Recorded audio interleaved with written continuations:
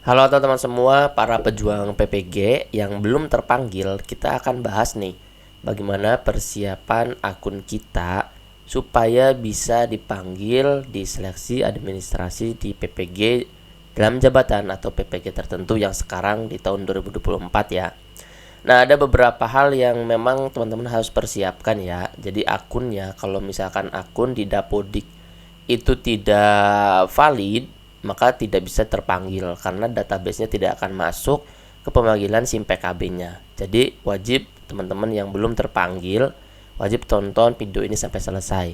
Atau teman-teman yang punya saudaranya yang memang belum terpanggil PPG-nya, silakan di-share video ini ke teman-teman dan saudara yang lainnya. Oke? Nah, kita harus paham dulu ya teman-teman ya.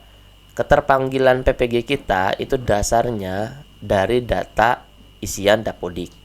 Semuanya dari data Dapodik.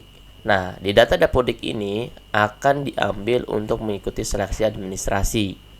Apa yang akan diikuti oleh seleksi administrasi? Syaratnya seperti apa? Yang pertama adalah dia punya ijazah S1 atau D4. Kalau kualifikasi teman-teman masih di bawah S1, maka tidak akan bisa terpanggil. Maka dari itu kenapa ada pertanyaan, kok saya ngehonor lama atau saya ngajar lama tapi kok belum terpanggil, tapi saya D2 atau D3 itu masih belum bisa. Karena kualifikasi pertamanya harus S1. Jadi teman-teman harus S1 dulu ya. Kedua adalah terdata aktif di Dapodik. Kemudian aktif mengajar pada tahun ajaran 2023-2024. Nah, di antara dua ini ada di Dapodik, terdata aktif Dapodik itu ada di centangan bulan setiap harinya, setiap bulannya kan selalu dicentang ya di Dapodik itu, kemudian disinkronkan. Yang keempat adalah belum mencapai usia pensiun. Nah, di poin C, di aktif mengajar pada tahun 2023-2024, bagaimana membuktikan di Dapodiknya? Nah, membuktikan di Dapodiknya ini adalah teman-teman akan masuk di tugas mengajar. Di tugas mengajarnya teman-teman masukkan SK-nya tentang aktif mengajar ini. Seperti itu.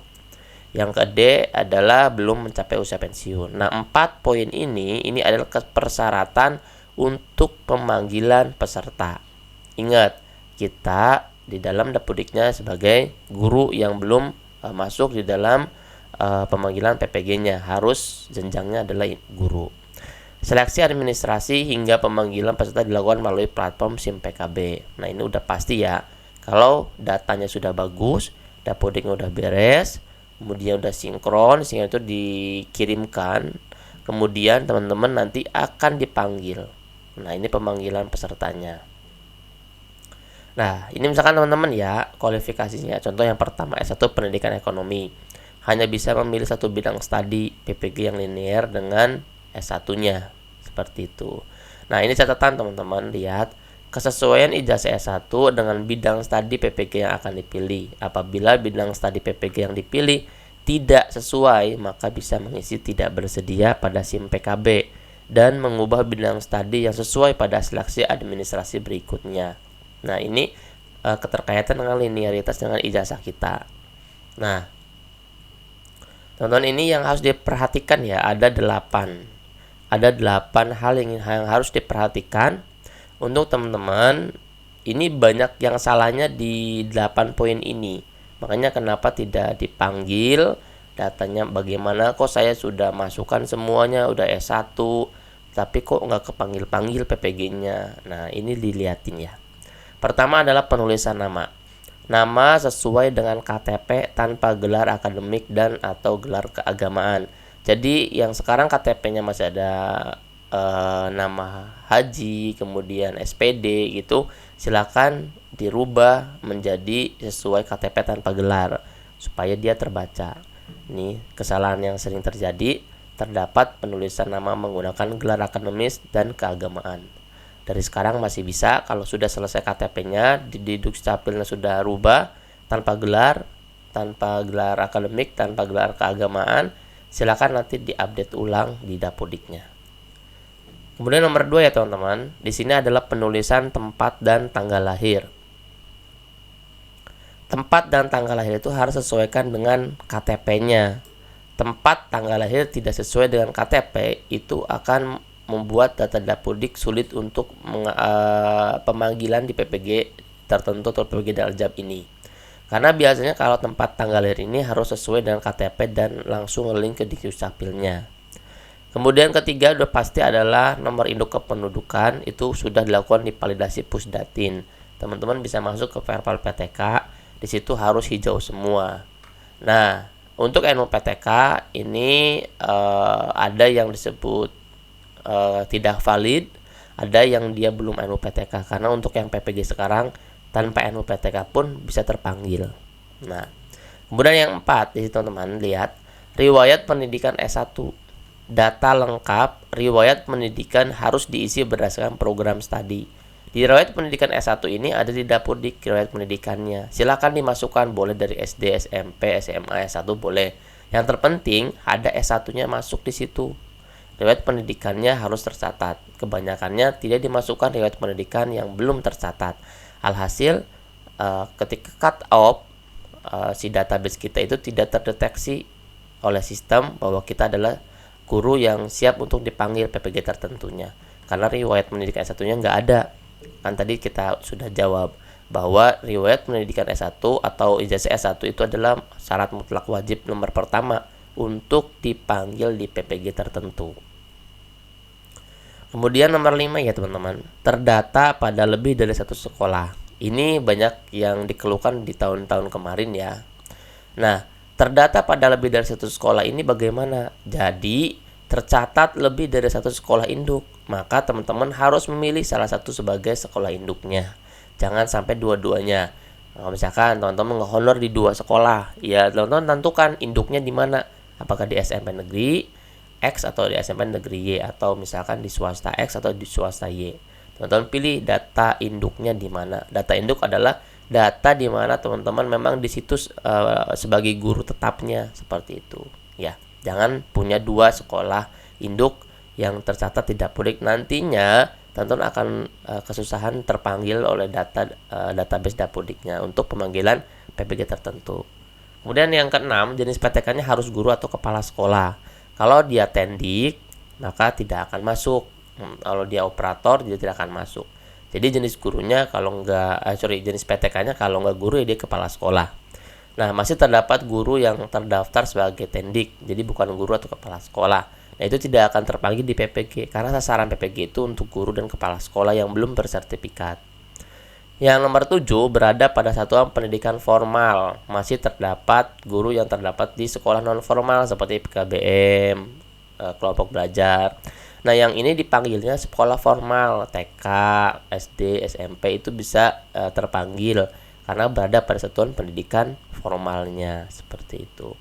Yang terakhir adalah pemutaran nomor handphone. Nomor handphone itu tidak aktif di dalam Dapodiknya atau di SIM PKB-nya. Silakan diputakhirkan teman-teman di Dapodiknya dan di SIM PKB-nya. Ini untuk pemanggilan atau dihubungi oleh LPTK-nya kalau misalkan kita masuk database LPTK tertentu, seperti itu ya. Nah, teman-teman, 8 hal ini yang harus diperhatikan ya teman-teman ya, supaya tidak terjadi kesalahan dan teman-teman itu kualitas datanya bagus dan bisa dipanggil di PPG tertentu di tahap selanjutnya. Nah, sekarang lihat teman-teman ya, ini adalah alur dari pemutakhiran datanya. Ini data Dapodik adalah database yang digunakan untuk pemanggilan atau cerminan isian yang harus ada di SIM PKB-nya kita. Nah, ini data Dapodik teman-teman diputakhirkan setiap 1 minggu sekali, 1 bulan sekali minimal. Ketika ada yang baru silakan dimutakhirkan. Ini yang sudah bersertifikat untuk apa? Untuk pencairan tunjangan. Nah, kemudian yang belum bersertifikat adalah untuk penentuan sasaran peserta PPG. Jadi penting banget sih Dapodik ini. Kalau Dapodik ini ternyata kualitasnya tidak baik, banyak merahnya di perpalnya, silakan di revisi, silakan divalidasi. Karena penentuan sasaran peserta ini bukan lewat manual, tapi lewat database Dapodiknya. Nah, ini masuk ke seleksi administrasi ya teman-teman. Ini contoh penyebab data yang tidak valid. Si guru PJOK ini terdapat 2 sekolah induk di SMP Permata, SMA Budiman. Maka di sini pendaftarannya tidak akan masuk. Pada saat pendaftaran data akan tidak valid karena terdaftar pada lebih dari 1 sekolah induk. memilih salah satu sekolah induk. Nah, harus dipilih SMA mana. Misalkan dia berarti memilihnya satu SMA Budiman. Kalau misalkan sudah memilih satu sekolah induk, silakan akan valid di sininya. Nah, bisa melanjutkan proses pendaftaran seperti itu. Apabila pendaftaran tidak valid, perlu dilakukan perbaiki data di Dapodik, lakukan perpal ijazah S1 di Info GTK, perpal NIK melalui verval PTK. Nah, ketiga ini teman-teman, ini adalah jantung dari pemanggilan PPG tertentu. Pertama, Dapodiknya diberesin, kedua baru verval ijazah S1 di Info GTK, yang ketiga adalah verval NIK melalui verval PTK. Jadi ketiga ini harus beres ya. Nah, kalau verval NIK melalui verval PTK, saya sudah pernah membuat videonya, silakan dicari di video saya. Di situ judulnya adalah verval untuk PPG, silakan dilihat ya. Nah, masuk legislasi administrasi yang contoh penyebab data tidak valid lagi. Ini penulisan nama. Untuk yang piloting 1 dan 2 pun ada yang seperti ini, teman-teman. Jadi dia sudah nge-honor lama atau ASN lama, udah S1 tapi nggak kepanggil-panggil, ternyata ada nama gelar SPD-nya seperti itu. Nama disingkat M. Abdullah Maria P, padahal aslinya adalah Muhammad Abdullah Maria Putri. Ini kesalahannya teman-teman. Ini ada gelar, silakan teman-teman diberesin dari sekarang ke Disdukcapil, beresin bahwa gelar ini jangan digunakan di KTP. Ini contoh yang benarnya. Nah, ini nicknya teman-teman, lebih atau kurang dari 16 digit. Semuanya tuh dipastikan secara nasional itu adalah 16 digit ya teman-teman ya. Nah, kemudian jika terjadi kesalahan pada penulisan nama, silakan ubah di Dapodik dengan menghubungi admin sekolah. Kalau NIK itu harus perpal NIK dan dapat dilakukan oleh perpal PTK di website Google, langsung bisa. Masuknya menggunakan akun admin sekolahnya. Nah, seleksi administrator kita tentunya teman-teman ini sudah pasti, seleksinya akan direncanakan di akhir tahun 2024, entah itu di Oktober, November, atau Desember. Yang penting teman-teman, sebelum ke 3 bulan itu, teman-teman harus bagus dulu datanya, supaya nanti ketika pemanggilan, teman-teman itu tidak kecewa bahwa saya sudah lama-lama tidak terpanggil terus. Nah, silakan diberesin di 8 hal tadi di Dapodiknya. Wajib untuk kerjasama ya dengan pemegang akun Dapodiknya. Nah, di sini teman-teman persyaratannya sudah seperti biasa ya. Warga negara Indonesia sudah pasti, surat sehat jasmani dan rohani, memiliki ijazah kualifikasi S1, mengajar pada satuan pendidikan, belum mencapai batas usia, dan surat keterangan bebas nafsa. Ini kalau misalkan nanti ada seleksi administrasi, siapkan ini persyaratannya.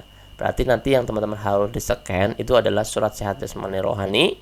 Ya, ini surat ijazah rohani itu biasanya dari puskesmas atau rumah sakit setempat.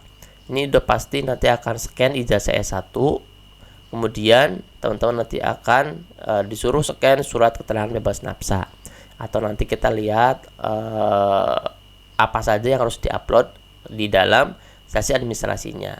Nah, kalau sekarang langkahnya adalah teman-teman lakukan pemutakhiran data dulu di Dapodik ya. Kemudian dilakukan pengecekan secara berkala. Pengecekannya menggunakan Info GTK, karena Info GTK itu adalah cerminan dari isian Dapodiknya. Seperti itu ya. Terima kasih teman-teman, semoga ini bermanfaat dan teman-teman itu bisa terjaring di PPG tertentu di tahun 2024 ini dan dilaksanakan di tahun 2025. Terima kasih teman-teman semua, semoga bermanfaat dan jangan lupa di-share ya. Jangan lupa juga dicek data kitanya. Terima kasih, jangan lupa di-subscribe, like, dan sebarkan ke teman yang lainnya. Dan klik gambar loncengnya ya, supaya kalau ada notifikasi PPG dari saya bisa langsung keterima di handphonenya teman-teman semua. Terima kasih, dadah.